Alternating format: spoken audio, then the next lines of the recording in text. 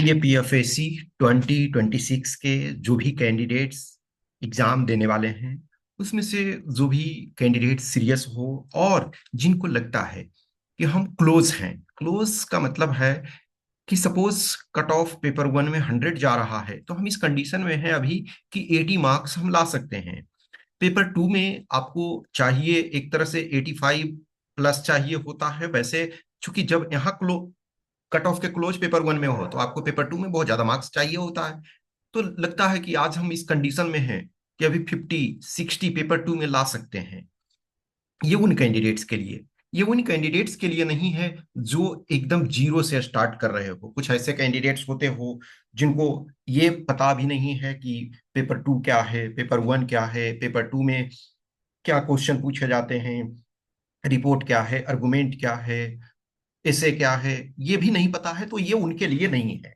ये programme, mentorship programme उनके लिए है जिनको बेसिक्स पता है, जो क्लोज में है। बहुत सारे आप में से अभी 25 का रिजल्ट आया, कुछ ऐसे बच्चे हो जिनको लगता है कि 5 क्वेश्चन और सही होता तो हमारा रिटर्न हो सकता था। कुछ ऐसे बच्चे हो कि यस पेपर वन तो हमारा ठीक गया लेकिन पेपर टू सही नहीं गया। कुछ ऐसे बच्चे हो कि सर हमने टेस्ट नहीं लिखा। कुछ ऐसे बच्चे हो कि हमारा इंग्लिश के कारण प्रॉब्लम हुआ। तो थोड़े थोड़े सो मिस कर रहे हो। ये उन कैंडिडेट्स के लिए, ये उन कैंडिडेट्स के लिए नहीं है जो जीरो से स्टार्ट कर।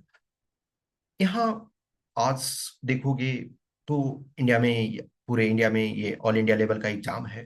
तो बहुत सारे टीचर्स हैं, बहुत सारे मेंटर्स हैं, बहुत सारे स्टूडेंट्स हैं। तो कोई ना कोई कैंडिडेट तो हमेशा जीरो से स्टार्ट कर रहा है। तो मैं जो प्रोग्राम स्टार्ट कर रहा हूँ वो मैं लिमिटेड कैंडिडेट्स के लिए, कि जिनसे मैं पर्सनल इंटरेक्शन कर सकूं। मेरे लिए ये नहीं है कि 1000 बच्चे आ गए और कोई भी पढ़ो ना पढ़ो उससे कोई मतलब नहीं। नहीं, मैं लिमिटेड कैंडिडेट्स को टैकल कर सकता हूँ जितने से मैं इंटरेक्शन कर सकूं।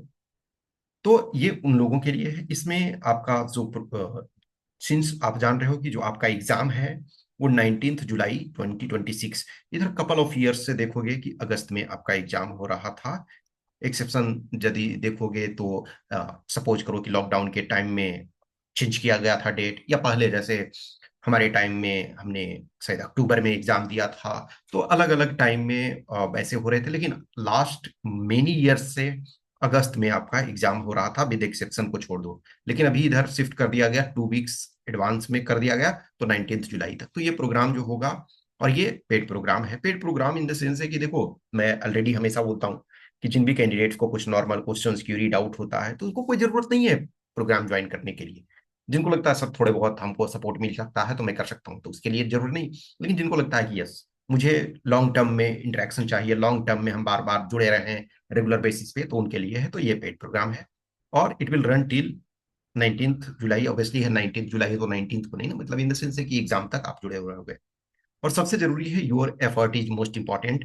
आई will guide you but you have to work with full effort. ऐसा नहीं है, कभी भी होता है कहीं भी कोई भी टीचर, बहुत ऐसे टीचर होते हैं एक्सेप्शनल कि आप हमारे पास आइए हम आपका सिलेक्शन की गारंटी लेते हैं। नहीं, ये शायद जो कहते होंगे वो कहते होंगे, मैं ऐसा नहीं कहता हूँ। योर एफर्ट मायने रखता है, आपका मायने रखता है। आप वर्क करोगे आपका सिलेक्शन होगा। इस वजह से देखो एवरी टाइम बहुत सारे बच्चे होते हैं जो खुद से करते हैं, या कुछ ऐसे बच्चे हैं जो सिविल सर्विसेज के लिए गाइडेंस लिए प्रॉपर वहाँ टेस्ट लिख रहे हैं, वहाँ उनके लिए वर्क कर रहे हैं और यहाँ इजिली क्वालिफाई हो जाते हैं। आप एवरी टाइम देखते हो कि ऑलमोस्ट आधे बच्चे ऐसे होते हैं, या कह सकते हो कि कम से कम 40% ऐसे बच्चे होते हैं जो कम से कम वन टाइम सिविल्स का प्री क्वालिफाई होते हैं, यानी सिविल्स का मेंस लिखे हुए होते हैं। कुछ ऐसे बच्चे होते हैं जो सिविल्स का इंटरव्यू राउंड तक पहुंचे हुए होते हैं। तो बहुत सारे बच्चे हैं कि ऐसा नहीं है कि डेडिकेटेड इसके लिए प्रिपरेशन कर रहे हैं, वो नहीं भी करते हैं तभी सेलेक्ट होते हैं। तो आपको लगता है कि यस हम खुद से कर सकते हैं तो आपको डेफिनेटली करना चाहिए। लेकिन आप खुद से करो या किसी टीचर मेंटर के साथ रह के करो, आपका एफर्ट मायने रखता है। एक टीचर जो है सपोर्टिंग रोल में होगा, स्पून फीडिंग से यहाँ नहीं काम चलता है। ये बीए और 10th 12th का एग्जाम नहीं है कि टीचर ने बोला लो ये 20 क्वेश्चन गेस में इसी को लिख देना है, और नहीं भी आता है तो कुछ भी लिख दोगे तो तुम पास हो जाओगे। होता है अभी भी। जब मैं देखता हूँ कि मास्टर्स लेवल में या ग्रेजुएशन लेवल में बहुत ऐसे यूनिवर्सिटीज हैं जहां आप कुछ भी लिख देते हो, टीचर आपको पास कर देता। लेकिन यूपीएससी के एग्जाम में ऐसा नहीं होगा। तो ये ध्यान रखने की जरूरत है कि आपका मेन मायने रखता है। Both paper will be covered. Paper two में फुल सिलेबस का वीडियो मिलेगा, लेकिन पेपर वन का फुल उस ढंग से, मैंने ऑलरेडी ये बोला कि ये उन लोगों के लिए है जो ऑलरेडी क्लोज में हो, जो ऑलरेडी चीजों को कवर कर चुके हो, तो उनके लिए। तो पेपर वन का लेकिन फुल आपका वीडियो मिलेगा। पेपर वन में जो है few video of theory and question discussion in form of video plus regular doubt session ये होगा, कि जैसे आपको क्वेश्चंस वगैरह किए जाएंगे, पूरा चीजों को देखोगे तो आप बेटर समझ पाओगे। Regular test and feedback programme in both paper. देखो इस बार दिसंबर में एनी टाइम आपका फुल लेंथ टेस्ट स्टार्ट हो जाएगा। ठीक है। मैं कपल ऑफ ईयर्स से इन नॉर्मल जो है कि 13 टेस्ट अभी ऑलमोस्ट करवा रहा हूँ फुल लेंथ। एक टाइम था जब हमने शुरू में स्टार्ट किया था तो इवन 20 टेस्ट करवाते थे, 20 test paper one, 20 test paper two. लेकिन अभी हाल में इधर चूंकि ठीक है 13 भी काफी होता है, और उसके अलावे भी और चीजों को आप लिखते रहते हो। तो रेगुलर टेस्ट एंड फीडबैक, तो शुरू में आपको सेक्शन वाइज चीजें मिलेगी, फिर उसके बाद फुल लेंथ लिखोगे। टील एग्जाम जो मिनिमम पेपर वन में होगा, 5000 क्वेश्चंस आप कम से कम करोगे। ठीक है। इंक्लूडिंग एप्टीट्यूड एंड करेंट, तो कम से कम 5000 आप करोगे। तो ये आपको कंफर्टेबल करेगा 150 प्लस लाने में। अब ये इसका मतलब क्या है, प्रोवाइडेड स्टैंडर्ड पेपर। देखो अभी हाल में आप 23, 24, 25, इसमें 150 एक्सेलेंट है। तो इस स्टैंडर्ड का यदि 23, 24, 25 है, तो आप ये मानो कि आपका 130 प्लस जो है वो स्टैंडर्ड मार्क्स है। लेकिन उसके पहले के ईयर के अनुसार लो, हम ये मान के चलते हैं कि थोड़े लेनियंटली है तो 150। देखो टारगेट हमेशा एक्स्ट्रा रखना चाहिए। टारगेट एक्स्ट्रा का मतलब ये नहीं है कि आप सो अनरियलिस्टिक रखोगे, नहीं, रियलिस्टिक ही रखना है, लेकिन फिर भी थोड़ा सा ज्यादा रखो। तो आपका टारगेट होना चाहिए 150 प्लस का। हो सकता है कम आए, हो सकता है ज्यादा, तो ज्यादा तो कम चांस रहते हैं, कम के ही ज्यादा चांस रहते हैं। ठीक है। तो ये मान करके चलो कि आप प्रॉपर तरीके से कवर करते हो, तो ये ऑनेस्टली चीजों को करते हो एक्सप्लोर। अब 5000 क्वेश्चंस का मतलब ये नहीं है कि सिर्फ आपने बोला कि इन 5000 क्वेश्चंस का हमने आंसर्स रट लिया है, नहीं। 5000 क्वेश्चंस करने का मतलब ये है कि हम उससे रिलेटेड जो जानकारियां हैं, उससे रिलेटेड जो चीजें हैं, उसको कवर कर सकें। कोई भी क्वेश्चन हमेशा जब भी होता है, तो आप ये कोशिश करना है कि उससे रिलेटेड कुछ इंफॉर्मेशन, उससे चेंजेस, जैसे प्रीवियस ईयर आप पेपर करते हो, इसमें से प्रीवियस ईयर पेपर भी आपके इंक्लूडेड होंगे। तो हम कोई प्रीवियस ईयर पेपर करते हैं, तो देखोगे कि कभी कि कोई क्वेश्चन है सीडीएस में पूछा गया, उसका एक पार्ट लिया गया और आपको इसमें पूछ दिया गया। सिविल सर्विसेज का कोई क्वेश्चन है, कुछ पार्ट लिया गया यहाँ से, कुछ पार्ट दूसरे क्वेश्चन से लिया गया, उसको मिला करके एक क्वेश्चन बना दिया गया। या 4 पॉइंट्स वाले क्वेश्चन है तो 2 पॉइंट्स कहीं से लिया गया, और एक पॉइंट करेंट का जोड़ दिया गया, एक पॉइंट कुछ दूसरे सब्जेक्ट का जोड़ दिया गया। उससे हाइब्रिड टाइप के क्वेश्चंस भी बनते हैं। तो अलग अलग टाइप्स के क्वेश्चन बनते हैं। तो डिफरेंट डायमेंशंस को जब हम कवर करते हैं, डिफरेंट एस्पेक्ट्स को लेते हैं, तो 5000 क्वेश्चंस आपके बहुत ये होते हैं। और ऐसा नहीं है कि सिर्फ 5000 ही, और उससे मतलब ज्यादा भी करोगे। इन पेपर टू आपका जो regular individual feedback topics plus 12 plus ये है कि 12, 13, 14 कोई भी होगा, वो फुल लेंथ टेस्ट होगा, और other support which will enable you to score 95 plus. तो आपको टारगेट रखना है 95 प्लस का। देखो बहुत सारे बच्चे हैं जो 75 मार्क्स ला करके भी सेलेक्ट हो जाते हैं, लेकिन वो तब जबकि आपको या तो इंटरव्यू में एक्सेलेंट लाना होगा, या फिर आपको बैलेंस रखना है। देखो अभी जो नॉर्मल स्टैंडर्ड में रखो कि हमारा 140 प्लस पेपर वन में आए, 90 प्लस जो है पेपर टू में आए, इंटरव्यू में हमको टारगेट करना है कि 110 का टारगेट रखना है। तो इस ढंग से यदि आप करोगे तो चीजें, अब किसी कंपोनेंट में थोड़ा खराब आ सकता है, किसी कंपोनेंट में थोड़ा बेटर, तो करना है। You will get task question, you will have to read, answer, and you will also get solution and input wherever required। so जहां भी जरूरत होगा वहां चीजें मिलेगी। और सबसे जरूरी है कि हम जब भी किसी चीज को पढ़ते हैं, तो खास करके जब यूपीएससी के एग्जाम में, तो एनालिसिस बहुत मायने रखता है। Mayor facts, data, memorisation. Memorisation आज के डेट में बहुत सारी चीजें मायने रखती है। अब सपोज करो कि नोबेल प्राइज मिला, तो नोबेल प्राइज किसी पर्सन को मिला, तो उसमें आप कंसेप्ट क्या लगाओगे? कंसेप्ट तो नहीं लगाओगे ना, आपको पता होना चाहिए विंबलडन किसने जीता, मेल में, फीमेल में, या कोई और मेडल है, किसने जीता। तो उसमें आप लॉजिक नहीं ज्यादा लगा सकते हो। कुछ क्वेश्चंस होते हैं जहां बेसिक इंफॉर्मेशन होते हैं, वहां आप लॉजिक लगा सकते हो, लेकिन कुछ क्वेश्चंस होते हैं जहां आपको फैक्ट चाहिए। जहाँ आपको डेटा चाहिए, जहाँ आपको पॉइंट चाहिए, तो कुछ जगह आपको मेमोराइजेशन की भी जरूरत होगी। लेकिन ज्यादा जो फोकस होना चाहिए वो अंडरस्टैंडिंग, कंसेप्चुअल क्लियरिटी और रिलेटेड डायमेंशंस को हम एक्सप्लोर कर पाते हैं या नहीं। पेपर वन में जब हम देखते हैं तो निगेटिव मार्किंग का क्वेश्चन होता है, उसमें काफी हमें सावधानी बरतनी पड़ती है। खास करके जब यूपीएससी की ब्यूटी ये होती है कि क्वेश्चन से ज्यादा उनका ऑप्शन इस ढंग से सेट करते हैं। बहुत बार ऐसा होता है कि हम टू ऑप्शन को एलिमिनेट कर लेते हैं, लेकिन जो टू ऐसे होते हैं वो बहुत डिफिकल्ट होते हैं। वैसे टाइम में सम टाइम हमें रिस्क भी लेना पड़ता है। रिस्क रैंडम हम नहीं ले सकते हैं, ये गेमलिंग नहीं है। इंटेलिजेंट गेस हम ले सकते हैं। इंटेलिजेंट तरीके से हम कोशिश कर सकते हैं कि यस, हम इसको कवर करने की कोशिश करें।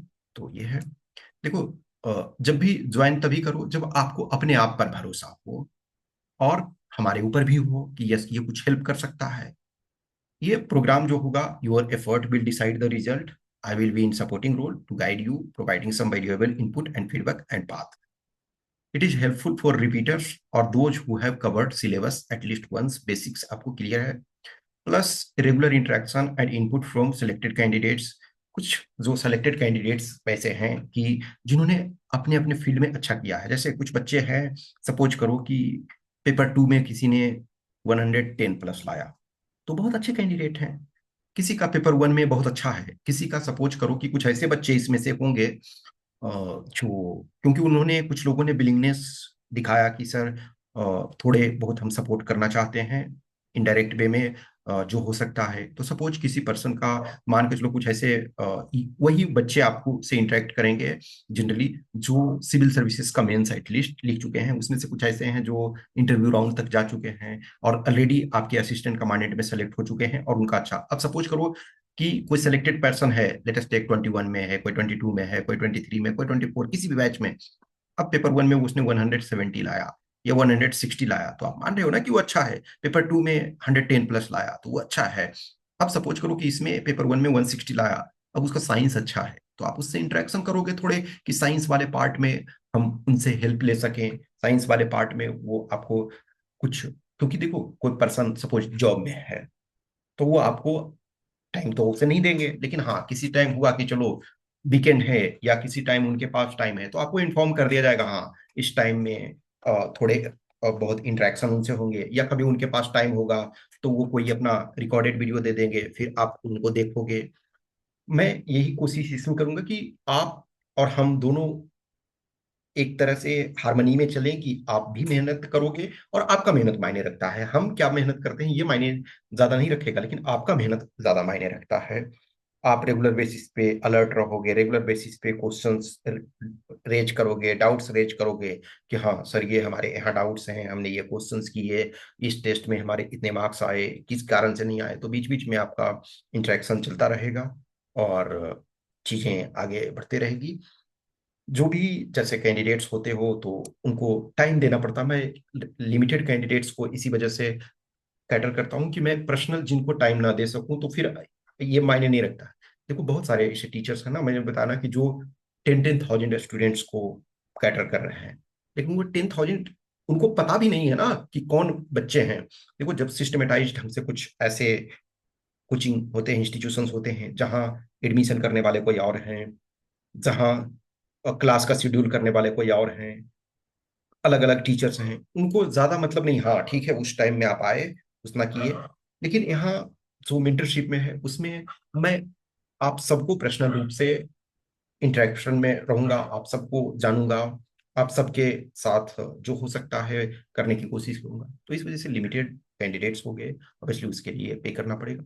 लेकिन नॉर्मल मैं क्या बोलता हूँ कि जैसे जो भी कैंडिडेट्स होते हैं जिनके नॉर्मल क्वेश्चंस क्यूरी डाउट्स होते हैं, आप कोई मैसेज करते हो, मैं मैक्सिमम टाइम में नेम भी नहीं पूछता हूँ कि ठीक है आपका क्या नेम है, कहाँ से बिलोंग करते हो, और ये ठीक है आपके ये डाउट्स हैं, क्वेश्चंस हैं, ठीक है आपने क्वेश्चंस सेंड किया यानी मैसेज किया, मैं रिप्लाई कर देता हूँ। लेकिन इसमें आपको टाइम देना पड़ेगा, रेगुलर रूप से करना पड़ेगा। तो इसके लिए वो पे करने पड़ेंगे। वो आप जो भी इंटरेस्टेड होगे मुझे मैसेज करोगे, मैं बता दूंगा।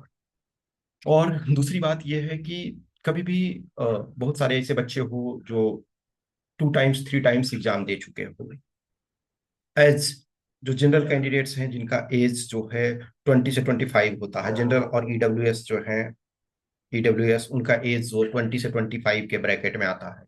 तो किसी को 3 अटेम्प्ट मिल पाता है, किसी को 4 अटेम्प्ट मिल पाता है, डिपेंडिंग ऑन कि उन्होंने कब ग्रेजुएशन किया, कब इस एग्जाम के लिए। किसी को एक ही अटेम्प्ट मिल पाता है, नहीं रहता है। कुछ ऐसे बच्चे हमारे पास जुड़ते हैं ही, इन द सेंस जुड़ते हैं क्या, मतलब मैसेज कभी करते हैं, सर मेरा ये इतना एज हो गया कि मैं एलिजिबल हूँ। तो बहुत बार मैं, सॉरी डियर, अब आप एलिजिबल नहीं हो। तो बहुत सारे ऐसे बच्चे भी मिलते हैं। लेकिन इन नॉर्मल 20 से 25 जब जनरल का है, ईडब्ल्यूएस का है, तो 3 to 4 अटेम्प्ट आपको मिलते हैं। ओबीसी जो है उनका 20 से, चूंकि मिनिमम तो सबका सेम है, मैक्सिमम 28 है। SC ST हैं तो 20 से 30 तक है।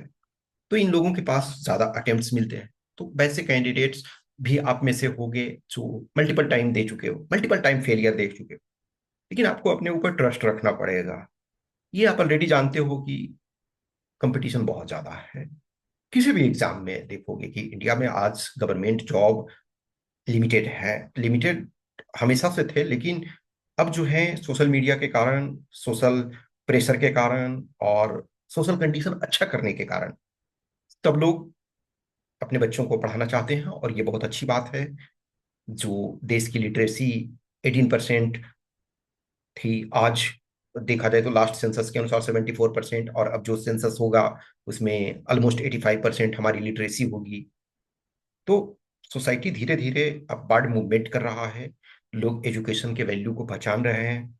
और आज एजुकेशन है जो आपको बहुत ऊंचा तक पहुंचने में आपकी मदद करता है। खास करके जो मिडिल क्लास और लोअर मिडिल क्लास फैमिली से हैं, उनके लिए एजुकेशन, उनके फैमिली कंडीशन, उनके अपने कंडीशन, उनके सोशल स्टेटस को चेंज करने में बहुत अहम भूमिका निभाता है। तो कभी भी अपने से हताश नहीं होना है। और बेसिक क्वेश्चन आप अपने आप से पूछो, क्योंकि हर कैंडिडेट इंडिविजुअल है। मैं बार बार इस चीज को रिपीट करता हूं कि आप एक कोई डेटा नहीं हो। एक टीचर के लिए या एक एग्जाम कंडक्टिंग ऑर्गेनाइजेशन के लिए आप, जो सारे कैंडिडेट्स हैं वो डेटा हैं। जैसे हर एग्जाम का ये होता है, अच्छा इतने परसेंट लोग SC कैंडिडेट्स हैं, इतने परसेंट ST हैं, इतने परसेंट OBC हैं, इतने सीट, तो वो क्या है, डेटा है। लेकिन आप एक इंडिविजुअल हो, आपका रिजल्ट या तो होता है या नहीं होता है। लेकिन हर साल कैंडिडेट तो सेलेक्ट होते हैं, हर साल डेटा तो बनते हैं। तो आपको रिकॉग्नाइज करना पड़ेगा। आप किसी भी पर्सन से एग्री हो सकते हो, डिसएग्री हो सकते हो। I know so many candidates मेरे से एग्री नहीं होंगे, और नहीं होना भी नहीं चाहिए, क्योंकि मैं कोई ऐसा अथॉरिटी तो नहीं हूं कि जो मैं बोल दूं वही सही। जिनको लगता है कि यस, ये राइट ट्रैक पे हमें ले जा रहा है, राइट ट्रैक पे ले जाने की क्षमता रख रहा है, तो आप जुड़ सकते हो। कुछ ऐसे हैं कि जिनको लगता है नहीं ये बेवकूफ क्या हमें गाइड करेगा, इससे बेटर मैं जानता हूँ। एवरी टाइम ऐसे कैंडिडेट्स मिलते हैं। तो हर चीज परफेक्ट तो हो नहीं सकता है। कुछ ऐसे हैं जो पॉजिटिव रिस्पॉन्स देते हैं, कुछ ऐसे हैं एडवर्स रिमार्क्स रहता है। तो चीजें चलती रहती है। मैं हर चीज को कवर नहीं कर सकता हूँ, हर पर्सन की बात नहीं मान सकता हूँ। मेरे अपने लिमिटेशंस हैं, मेरे अपने जीवन के प्रायोरिटी हैं।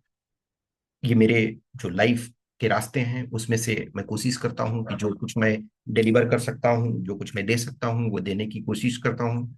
बहुत सारे ऐसे बच्चे रेगुलर रूप से इंटरेक्शन में रहते हैं, जो ऑलरेडी सिलेक्टेड हैं, जो ऑलरेडी जॉब कर रहे हैं, फिर भी कनेक्ट रहते हैं। सबसे तो कनेक्शन नहीं हो पाता है, लेकिन कुछ लिमिटेड ऐसे होते हैं जिनसे हमेशा रखता हूँ। तो बहुत सारे बच्चे इसमें से जो सिलेक्टेड हैं वो भी कभी बोलते हैं कि सर कुछ जरूरत है तो बताइए, मैं कुछ सपोर्ट कर सकता हूँ। तो ये एक अच्छा लगता है कि इस जर्नी में चलो, जो पहले से सेलेक्ट हैं वो भी रेडी हैं कि यस कुछ हेल्प कर सकते हैं, कुछ चीज़ों को आगे बढ़ाने में मदद कर सकते हैं। कभी कभी देखो, जब मैं मॉक इंटरव्यू करवाता हूँ तो पैनल वाले में कुछ उन बच्चों को रखता हूँ जो ऑलरेडी सेलेक्ट हो चुके हैं, उनको भी कभी कभी कि यस तुम्हारे पास यदि टाइम है तो आ जाओ। तो एक अच्छा लगता है कि चलो ठीक है, ये कारवां जो है चलते रहना चाहिए। यदि आपको लगता है कि यस थोड़े से हमें सपोर्ट से हम कर सकते हैं, तो आपको करना चाहिए। और आगे चीजें हैं मैं रेगुलर रूप से डिस्कस करता चलूंगा। कुछ भी क्वेश्चंस क्यूरी है तो आप कमेंट बॉक्स में कमेंट कर सकते हो। जिनको ज्वाइन करना है, जिनको लगता है कि हमें ज्वाइन करना चाहिए, तो आप हमें मैसेज कर सकते हो, इधर इस व्हाट्सएप नंबर या इस टेलीग्राम नंबर पे। जो भी होगा, जिनको लगता है कि यस हाँ ठीक है, मेरे लायक है, मेरे रेंज में है तो हम कर सकते हैं, जिनको नहीं लगता है ठीक है आप अपने लेवल से भी कर सकते हो। हर पर्सन को अपने कंडीशन के अनुसार, अपने स्टेटस के अनुसार, अपनी स्थिति के अनुसार निर्णय लेने का अधिकार होना चाहिए, और आपको अपने पर ज्यादा भरोसा रखना चाहिए। तो कुछ क्वेश्चंस क्यूरी है तो आप बताओगे, ठीक है? Okay, thank you.